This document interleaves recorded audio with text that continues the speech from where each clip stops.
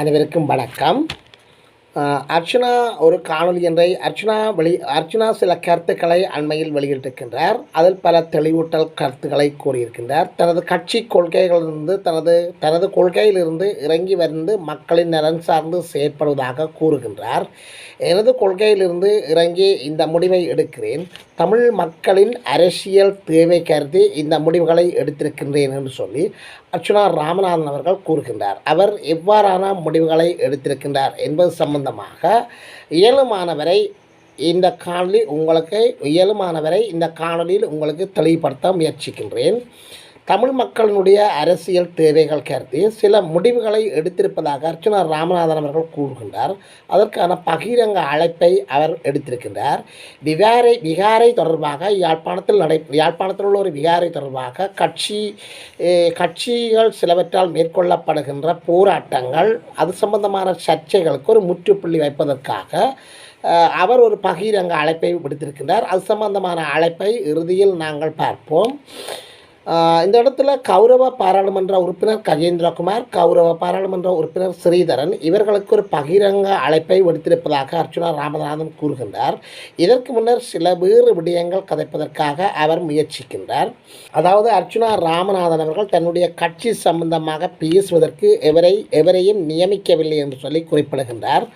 ஆகவே தன்னுடைய கட்சி சம்பந்தமாக பேசுவதற்கு தான் இருப்பதாக இந்த இடத்தில் அவர் மறைமுகமாக தன்னுடைய கருத்தை வெளிப்படுத்துகின்றார். சிலர் தன்னுடைய கட்சி சம்பந்தமாக பேட்டிகள் வழங்குவதன் காரணமாக அந்த பேட்டிகள் பிழையாக தெளிவுபடுத்தப்பட்டு யூடியூப் சேனல்களில் வெளியிடுவதனால் பல பிரச்சனைகளுக்கு முகம் கொடுப்பதாக அர்ச்சனா ராமநாதன் குறிப்பிடுகின்றார். இது அண்மையில் சாவகச்சேரி பகுதியில் பிரதேச சபைக்கு போட்டியிட்ட சாவகச்சேரியில் உள்ளூராட்சி தேர்தலில் களத்தில் நிற்கின்ற சதீஷ் அண்ணாவினுடைய பேட்டிகளை திட்டமிட்டு ஒரு யூடியூப்பர் செய்த வேலைகளை இந்த இடத்தில் குறிப்பிடுகின்றார். அதாவது சதீஷ் அண்ணாவுடன் பேட்டி எடுக்கின்ற போது அவர் கூறுகின்ற கருத்துக்கள் சிலவற்றை வெட்டி தமக்கு ஏற்றவாறு அந்த காணொலியை வெளியிடுகின்றார்கள். இவ்வாறு காணொலிகள் வெளியிடுகின்ற போது பல சர்ச்சைகள் பிரச்சனைகள் அர்ச்சனா ராமநாதனுக்கு ஏற்படுவதாக அவர் மறைமுகமாக சுட்டி காட்டுகின்றார். எனவே இவ்வாறு கருத்துக்களை வெட்டி கொத்தி அந்த காணொலிகளை சில யூடியூப்பர் விற்று இருப்பதாக அவர் கடுமையாக இந்த இடத்துல சாடுகின்றார். நாங்கள் அந்த யூடியூப்பர் இப்படி செய்வார் என்று எதிர்பார்க்கவில்லை என்று சொல்லி அர்ச்சனா ராமநாதன் அவர்கள் தன்னுடைய கருத்தை இங்கே இந்த இடத்துல குறிப்பிடுகின்றார். அதாவது சதீஷ் அண்ணாவுடன் இடக்கு முடக்கான சில கேள்விகளை கேட்டு அவர் கூறுகின்ற பதில்களை வைத்து அந்த பதில்களை திரிவுபடுத்தி அதை காணொலி வடிவாக பதிவேற்றம் செய்து தமது எதிரிகளுக்கு விற்பனை செய்வதாகவும் இது ஒரு எதிர்பார்க்கப்படாத சம்பவம் என்று சொல்லியும் அர்ச்சனா ராமநாதன் அவர்கள் இந்த இடத்துல குறிப்பிடுகின்றார். இதைவிட தன்னுடைய விஷயத்துக்கு வருவதாக அவர் கூறுகின்றார். அரசியல் தற்போது சூடு பிடித்திருக்கின்றது. தேர்தல் காலம் நெருங்கி இருக்கின்றது. இன்னும் சில நாட்களே காணப்படுகின்றது. உள்ளூராட்சி தேர்தல் ஆரம்பித்திருக்கின்றது. கட்சிகள் தங்களுடைய கருத்துக்களை வெளியிட்டு வருகின்றார்கள். அதாவது அரசியல் கட்சிகள் தேர்தல் காலங்களில் வெளியிடுகின்ற கருத்து தேர்தல் முடிந்த பின்னர் அதை நெறிப்படுத்துகின்றார்களா அல்லது அதை யதார்த்தபூர்வமாக செயற்படுத்துகின்றார்களா என்பது சம்பந்தமாக அர்ச்சனா ராமநாதன் கடுமையான விமர்சனத்தை இந்த இடத்துல முன்வைக்கின்றார். அதாவது தேர்தல் காலத்தில் தமிழ் அரசியல்வாதிகள் தேர்தல் காலத்தில் பொங்கி கதைக்கிறதும் தேசிய தலைவர் தேசியம் சம்பந்தமான கருத்துக்களை வெளியிடுவதும் அதனைத் தொடர்ந்து அவர்கள் காப்பாற்றுகின்றார்களா என்றால் இல்லை. அந்த தேர்தலில் அவர்கள் வெற்றி பெற்று 5 வருடங்களுக்கு அரசாங்க சம்பளத்தை பெற்றுக்கொண்டு அவர் வீடுகளுக்குள் இருக்கின்றார்கள். தமிழர்கள் சம்பந்தமாகவோ தமிழ் அரசியல் பரப்பிலேயோ தமிழ் மக்களுடைய எதிர்பார்ப்புகள் பிரச்சனைகள் தீர்ப்பது சம்பந்தமாகவோ எதுவும் அவர்கள் செயற்படுவதில்லை என்பதை அர்ச்சனா ராமநாதன் அவர்கள் இந்த இடத்துல சுட்டி காட்டுகின்றார். ஆக இந்த தேர்தல் விடயங்களை தாண்டியும் சில விடயங்களை தாம் கதைக்க வேண்டியிருப்பதாக அர்ச்சனா ராமன் அவர்கள் குறிப்பிடுகின்றார். அதாவது நேற்று என்று நினைக்கிறேன் கஜேந்திரகுமார் பொன்னம்பலம் தமிழ் தேசிய மக்கள் முன்னணி என்கின்ற அந்த கட்சியின் தலைவர் கஜேந்திரகுமார் பொன்னம்பலம் அதாவது நான் தேர்தல் வேட்பு மனுக்கள் சமர்ப்பிக்கின்ற அந்த காலப்பகுதி என்று நினைக்கின்றேன் தெளிவாக ஒரு உரியை சொல்லியிருக்கின்றேன் என்று சொல்லி அர்ச்சனா ராமநாதன் அவர்கள் தொடர்கின்றார். இந்த உள்ளூராட்சி தேர்தல்களுடைய ஆரம்ப காலத்தில் அர்ச்சுனா ராமநாதன் அவர்கள் கஜேந்திரகுமார் தொடர்பாக ஒரு கருத்தை வெளியிட்டிருக்கின்றார். அதாவது கஜேந்திரகுமார் பொன்னம்பலம் அவர்களுடைய கட்சிக்கு வாக்கு போடும்படி அவர் கூறியிருக்கின்றார். அவர் கூறிய அந்த முறை சரியான முறையில் அவர் பின்பற்றி அதை கூறியிருக்கின்றார். அதாவது தன்னுடைய கட்சி கேட்காத இடங்களில், அதாவது தன்னுடைய கட்சி வாக்கு கேட்காத இடங்களில் அதற்கு பதிலாக தன் மீது இருக்கின்ற அந்த விருப்பு காரணமாக மக்கள் வேறு யாருக்காவது போடுவதற்காக, அதாவது இன்னொரு மாற்று கட்சியை தெரிவு செய்கின்ற போது அது கஜேந்திரகுமாரனுடைய கட்சிக்கு நீங்கள் வாக்கு போடுங்கள் என்று தெளிவாக கூறியிருக்கிறார் என்று சொல்லி அர்ச்சுனா ராமநாதன் அவர்கள் கூறுகின்றார். அதற்கு தான் கேட்காத இடங்களில் தனக்கு பதிலாக அந்த இடங்களில் சைக்கிள் கட்சி, அதாவது கஜேந்திரகுமார் பொன்னம்பலனுடைய கட்சிக்கு வாக்களிக்குமாறு தேர்தல் காலங்களில், அதாவது தேர்தல் பதிவீடு செய்கின்ற காலப்பகுதியில், அது நொமினேஷன் கொடுக்கின்ற காலப்பகுதியில் அர்ச்சுனா ராமநாதன் அவர்கள் ஊடகங்களுக்கு வழங்கிய பேட்டி ஒன்றில் தெரிவித்திருக்கின்றார். ஆனால் காலம் எங்களுக்கு சில கட்டளைகளை இட்டிருக்கின்றது, காலம் கனிந்திருக்கின்றது, காலம் எங்களுக்கு சில நன்மைகளை செய்திருக்கின்றது, மாவீரர் தெய்வங்கள் அருள் ஆசி கிடைத்திருக்கின்றது, மீண்டும் எமக்கு இழந்த பல இடங்கள் திரும்ப கிடைக்கக்கூடிய சாத்தியக்கூறுகள் இருப்பதாக அர்ச்சுனா ராமநாதன் அவர்கள் இந்த இடத்துல சுட்டி காட்டுகின்றார். முக்கியமாக அவர் 5 இடங்களை குறிப்பிடுகின்றார். அதாவது 5 இடங்களுக்கு வழக்கு போடுகிறார்கள். வழக்கு போட்டு உயர் நீதிமன்றத்தில் அந்த வழக்கை போட்டு அந்த 5 இடங்கள், அதாவது தேர்தல் காலத்தில் தள்ளுபடி செய்யப்பட்ட, அதாவது நிராகரிக்கப்பட்ட வேட்பு மனுக்கள், அதாவது வேட்பாளர்களுடைய வேட்பு மனுக்கள், அதாவது அவர்களுடைய பிறப்புச் சான்றிதழ்கள் சம்பந்தமான பிரச்சனை காரணமாக பல கட்சிகளுடைய வாக்குகள், பல கட்சிகளுடைய வேட்பு மனுக்கள் அண்மையில் யாழ் மாவட்டத்தில் உள்ள தேர்தல் ஆணைக்குழு நிராகரிக்கப்பட்டிருந்தது. இது சம்பந்தமாக வழக்கு தாக்கல் செய்ய இருப்பதாகவும் உயர்நீதிமன்றத்தில் வழக்கு தாக்கல் செய்யப்போவதாகவும் அர்ச்சுனா ராமநாதன் அவர்கள் தெரிவிக்கின்றார். சாவகச்சேரி 2 இடங்கள், கிளிநொச்சி, வவுனியா 5வது இடம் இப்போது சொல்ல விருப்பப்படவில்லை, அது நான் கடைசி நேரத்தில் சொல்கின்றேன். மக்களுக்கு ஒரு சஸ்பென்ஸாக இருக்கட்டும், அது மக்களுக்கு சந்தோஷமாக இருக்கும் என்று சொல்லியும் அவர் குறிப்பிடுகின்றார். கடைசி நேரம் மக்களுக்கு அது அறிவிக்கப்படும் என்று சொல்லியும் குறிப்பிடுகின்றார். வழக்குகள் முடியும் மட்டும் நாம் அது சம்பந்தமாக பேசாமல் இருப்போம். இப்போதைய நிலையில் யாழில் இந்த 5 இடங்களும் வருமாக இருந்தால் பருத்தித்துறை நகரசபை ஏற்கனவே அது சரியாக இருக்கின்றது. ஏனைய 2வது பேர் சொல்லப்படாத இடங்கள், சாவகச்சேரி 2 இடங்கள், இந்த 4 மீண்டும் வருமாக இருந்தால் எமக்கு ஒரு மிகப்பெரிய ஒரு வெற்றியாக இருக்கும். அதாவது 17இல் 4 வெற்றி கிடைத்தாலே போதும், 17ம் கிடைக்க வேண்டும் என்று சொல்லி அவாப்படக்கூடாது. சும்மா முட்டாள்தனமாக என்பிபி அரசாங்கம் போல எல்லாத்திலும் விருப்பப்படாமல் நாங்கள் யதார்த்தபூர்வமாக செயற்படுகின்ற வேலைகளில் தான் கருத்துக்கள் கூற வேண்டும், அல்லது யதார்த்தபூர்வமாக செய்கின்ற வேலையைத்தான் நாங்கள் கருத்தில் எடுக்க வேண்டும். கதைக்கின்ற தமிழ்கள் எல்லாத்துக்கும் அர்த்தம் விளங்காமல் கதைப்பதை போன்று, அதாவது அண்மைய காலங்களில் பல அரசியல்வாதிகள் தமிழில் இங்கு கதைத்திருக்கின்றார்கள், எழுதி கொடுத்ததை பாடம் பண்ணி ஒப்பித்திருக்கின்றார்கள். அந்த தமிழுக்கு என்ன விளக்கம் என்று பலர் தெரியாத நிலையில் காணப்படுகிறார்கள் என்ற கருத்து சாரப்பட அர்ச்சுனா ராமநாதன் அவர்கள் இந்த விமர்சனத்தை முன்வைத்திருக்கின்றார். அதாவது அர்த்தம் விளங்காமல் கதைக்கின்ற அரசியல்வாதிகள் இந்த நாட்டில் இருக்கின்றார்கள் என்ற கருத்தை இந்த இடத்தில் தெளிவுபடுத்தியிருக்கின்றார். எனவே கதைப்பதை விட போட்டியிடுகின்ற எல்லா இடங்களும் வெற்றி பெறும் நம்பிக்கை எனக்கு இருக்கிறது. மக்கள் என்னை தேர்தலில் நிச்சயமாக தோல்வியடைய விடமாட்டார்கள், அவர்கள் எனக்கு வெற்றியை தருவார்கள். மக்கள் தம் வாக்குகளால் என்னை பலப்படுத்துவார்கள். அவ்வாறாக அந்த பலப்படுத்துகின்ற நம்பிக்கை எனக்கு உண்டு.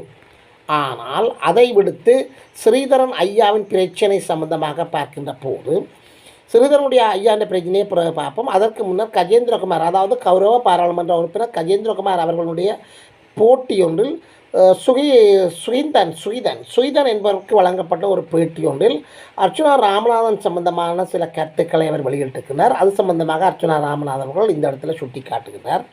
அதிலே கஜேந்திரகுமார் தெளிவாக விடயம் ஒன்றை சொல்லியிருந்தார். அதாவது தமிழர் தரப்பு யார், அதாவது தமிழ் மக்கள் சார்ந்த கட்சி யார், தமிழ் மக்களுடைய நேரடியாக நிற்கின்ற கட்சிகளுக்கு வாக்களிக்குமாறு அவர் குறிப்பிடுகின்றார். நீங்கள் நினைக்கக்கூடாது கௌரவ பாராளுமன்ற உறுப்பினர் இளங்குமரனோ, அல்லது கௌரவ பாராளுமன்ற உறுப்பினர் ரஜீவனோ, அல்லது கௌரவ பாராளுமன்ற உறுப்பினர் பவானந்த ராஜாவோ, அல்லது கௌரவ அமைச்சர் ராமலிங்கம் சந்திரசேகரன் அவர்களோ அல்ல. அவர்கள் தமிழ் மக்கள் சார்ந்த கட்சியும் அல்ல, தமிழ் மக்கள் சார்ந்த ஒரு கட்சியை பிரதிநிதித்துவப்படுத்துகின்றவர்கள் அல்ல. அவர்கள் என்பிபி அரசாங்கத்தைச் சேர்ந்தவர்கள். சிங்கள தென்பகுதி மக்களை பிரதிநிதித்துவப்படுத்துகின்ற சிங்கள அரசாங்கத்தை சார்ந்தவர்கள். சிங்கள மக்கள் சார்ந்த ஒரு கட்சி. மாறாக சிங்கள இனத்துவசம் நிறைந்த என்பிபி அரசு தற்போது பசுத்தோல் போர்த்தி தற்கால நரிகள் என்று சொல்லி அர்ச்சுனா ராமநாதன் அவர்கள் விமர்சனத்தை குறிப்பிடுகின்றார்.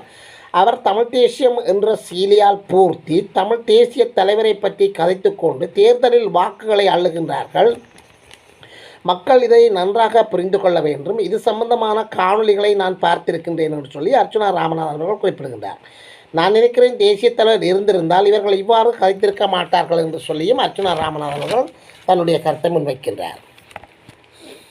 நான் அவர்களின் தனிப்பட்ட அரசியல் சல்லாபங்களை விமர்சிக்க வரவில்லை. எனக்கு ஆனால் சில பிரச்சனைகளை கதைக்கத்தான் வேண்டும். என்னுடைய கருத்து என்னவென்றால், எனது பாராளுமன்ற உறுப்பினர், அதாவது எமது கௌரவ பாராளுமன்ற உறுப்பினர் கஜேந்திரகுமார் பொன்னம்பலம் தன்னுடைய கொள்கை தமிழ் தரப்பு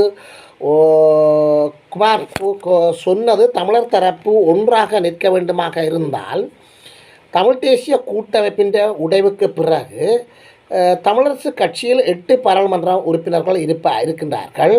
அதையும் தாண்டி நிற்பவர்கள் யார் என்று சொல்லி பார்க்கின்ற போது கஜேந்திரகுமார் பொன்னம்பலம் ஒருவர், மற்றது நான் என அர்ச்சுனா ராமநாதன் அவர்கள் சுட்டி காட்டுகின்றார். கடந்த ஜனவரி 20ஆம் தேதி ஒன்று கூடல் ஒன்று நடத்தப்பட்டது. அந்த ஒன்று கூடலில் கலந்து கொள்ள எனக்கு அழைப்பு அனுப்பப்படவில்லை. என்னை கலந்து கொள்வதற்கு சரியான முறையில் அவர்கள் செயற்படவும் இல்லை என்று சொல்லி அர்ச்சுனா ராமநாதன் அவர்கள் குறை கூறுகின்றார். அதன் பின்பு அவர்கள் ஸ்ரீதரன் ஐயாவுடன் செய்து கொண்ட ஒப்பந்தம் உடன்படிக்கைகள் காணாமல் போயுள்ளன. அவை கிடப்பில் போடப்பட்டிருக்கின்றன. அதன் பின்னர் அவர்கள் ஒன்றாக பயணிக்க முடியாமல் போயிருக்கின்றது. அவர்கள் பிரிந்து சென்று வேறொரு பாதையில் கஜேந்திரகுமார் பொன்னம்பலம் அவர்கள் நகர்ந்திருக்கின்றார். 1-2 தோற்ற பசுமை இயக்கம் போன்ற கட்சிகளுடன் அண்மையில் ஒரு உடன்பாட்டுக்கு வந்திருக்கின்றார். இந்த இடத்திலும் கௌரவ பாராளுமன்ற உறுப்பினர் கஜேந்திரகுமார் பொன்னம்பலம் குறிப்பிடுகின்ற போது அண்மையில் சில தென்மராட்சியைச் சேர்ந்த சில கட்சிகள் உட்பட பலருடைய ஒரு உடன்படிக்கைக்கு வந்திருக்கின்றார் கஜேந்திரகுமார் பொன்னம்பலம் அவர்கள் தன்னுடைய கொள்கைக்குத்தான் வந்தார்களே தவிர தான் அவர்களுடைய கொள்கைக்கு போகவில்லை என்று சொல்லி ஒரு கருத்தை வெளியிட்டிருக்கின்றார். அந்த கருத்தை அவர் தெளிவாக கூறியிருக்கின்றார். ஆனால் சுகீர்த்தன் அவர்களினுடைய பேட்டியில் கஜேந்திரகுமார் பொன்னம்பலத்திலும் மேலும் பல கேள்விகள் கேட்கப்பட்டன. ராமநாதன் அவர்கள் உங்களுடன் ஒன்றாக பயணிக்கக்கூடிய சூழல் வருமா? அவ்வாறு பயணிக்கின்ற போது நீங்கள் அவர்களுடன் சேர்ந்து பயணிப்பீர்களா என்ற கருத்து சாரப்பட கேள்வி ஒன்று கேட்கப்பட்டது. இதற்கு பதிலளித்த கஜேந்திரகுமார் பொன்னம்பலம் அவர்கள், அர்ச்சுனா ராமநாதன் அவர்கள் பெண்கள் விடயத்தில் தவறளித்திருக்கின்றார். எனவே இந்த தவறை அவர் திருத்திக் கொண்டு வருவாராக இருந்தால் அவரை தன்னுடைய கட்சிக்குள் இணைத்து உள்வாங்கக்கூடிய சாத்தியக்கூறுகள் இருப்பதாக கூறியதாக அர்ச்சுனா ராமநாதன் அவர்கள் குறிப்பிடுகின்றார்.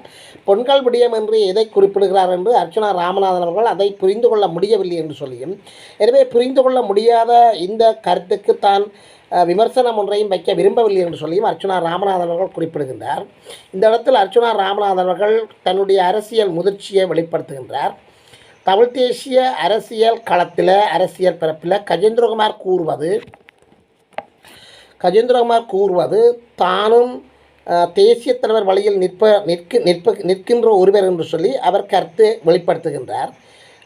இந்த இடத்துல அர்ச்சுனா ராமநாதன் அவர்கள் சில கருத்துக்களை குறிப்பிடுகின்றார். தேசிய தலைவருடைய பெயரையும் சொல்லி பாராளுமன்றத்தில் இன்று வரை கதைத்து கொண்டிருக்கின்ற செத்தாலும் மாறாத ஒரு தமிழ் பாராளுமன்ற உறுப்பினர், தமிழன் என்றால் இப்படித்தான் இருப்பான், எதற்கும் அஞ்ச மாட்டான், எதற்கும்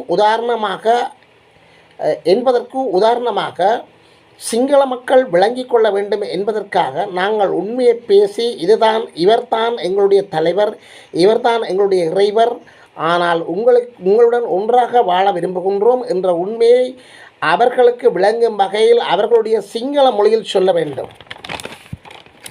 அவ்வாறு சொல்கின்றவர் அர்ச்சுனா ராமநாதன் தான் என்பதை அவர் மறைமுகமாக சுட்டிக்காட்டுகின்றார். சிங்கள மக்கள் இப்பொழுது என்னை மிகவும் பரவலாக விரும்புகின்றார்கள். அதற்கு காரணம் இருக்கின்றது. அதற்கு காரணம் என்னென்னு சொன்னால், எல்எம்பிஏ சட்டம் பற்றி பாராளுமன்றத்தில் அண்மையில் அர்ச்சுனா ராமநாதன் அவர்கள் வெளியிட்ட கருத்து காரணமாக பரவலாக இலங்கையினுடைய சிங்கள மக்களால் அர்ச்சுனா ராமநாதன் அவர்கள் ஒரு சிறந்த தலைவராக போற்றப்பட்டிருக்கின்றார். இலங்கையில் 2 சட்டங்கள் இருக்கக்கூடாது என்பதை கூறியதால் சிங்கள மக்கள் என்னை விரும்புகின்றார்கள் என்று சொல்லி அர்ச்சுனா ராமநாதன் அவர்கள் சுட்டிக்காட்டுகின்றார். இதேபோல முஸ்லீம்கள் கூட சிலர் என்னை திட்டினாலும் பலர் என்னை விரும்புவதாக கூறுகின்றார். எனவே மூவின மக்களும் அர்ச்சுனா ராமநாதன் அவர்களை விரும்புகின்றதற்கு காரணம் அர்ச்சுனா ராமநாதனுடைய வெளிப்படை கருத்துக்களும் துணிச்சல் மிக கருத்துக்களும் தான் காரணம். முதலாக பாராளுமன்றத்தை அதிர வைத்துக் கொண்டிருக்கின்ற ஒரு மிகப்பெரிய தமிழர் தலைவராக அர்ச்சுனா ராமநாதன் அவர்கள் பரிணமித்துக் கொண்டிருக்கின்றார். இந்த இடத்துல அர்ச்சுனா ராமநாதன் அவர்கள் தன்னுடைய கட்சிகள் கொள்கைகள் எல்லாவற்றையும் விட்டு இறங்கி மக்களுக்காக சில விட்டுக் கொடுப்புகளுடன் பகிரங்க அழைப்பு ஒன்றை விடுத்திருக்கின்றார். அதாவது கஜேந்திரகுமார் பொன்னம்பலம், அதாவது கௌரவ பாராளுமன்ற உறுப்பினர் கஜேந்திரகுமார் பொன்னம்பலம், கௌரவ பாராளுமன்ற உறுப்பினர் ஸ்ரீதரன் போன்றோருக்கு ஒரு பகிரங்க அழைப்பை விடுத்திருக்கின்றார்.